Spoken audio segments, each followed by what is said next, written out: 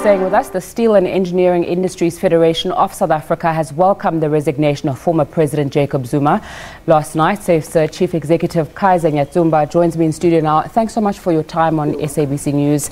Since 2014, South Africa's big four companies have seen massive losses because of weak demand locally, Chinese competitors and more. What would you say the main reason for these losses have been, though? I'm going to be very broadly reflective of the state of the economy over the past 5 years in particular, but it is fair to say over the past 10 years, the kind of leadership that we have had in the country has been such that the economy has stunted. It has not grown at all.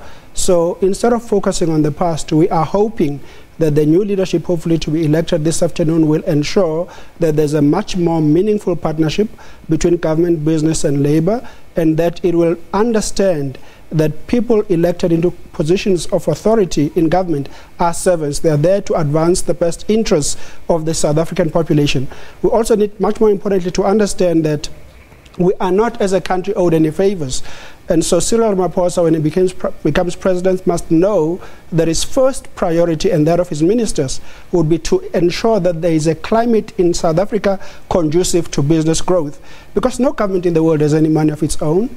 Governments get money when businesses are able to grow. So a climate conducive to business growth must be established so that more companies are able to take the risks, to raise capital, to make investments and to employ more people and to be profitable. And when they are profitable, they pay more tax by way of dividend, by way of corporate tax, but also the people that they employ pay more taxes. We also need to ensure that the South African populace, business, organized business, and the general public is much more watches at all times what government does.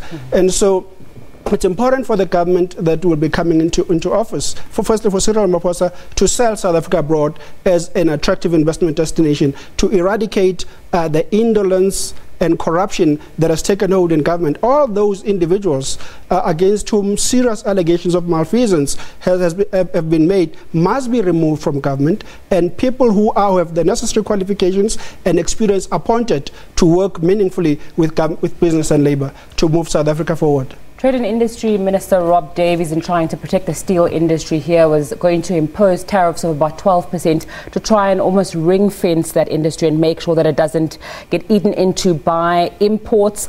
Are you seeing the results of this? What's happening with that? Well, that has made a little bit of a difference, but the steel industry around the world is in trouble.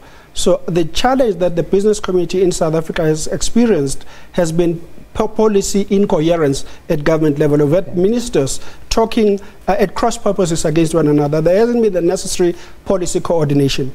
We also have had inherent anti-government sentiment on the part of quite a number of people in government. So that's why I speak about the need for government to ensure, one, that there's the necessary policy coherence, but more importantly, that there is the partnership that is meaningful between business and labor. So the government must reach out to business and labor as an important stakeholder group and see that it moves South Africa forward alongside with these important stakeholders. Otherwise, we will not, as a country, achieve our true potential.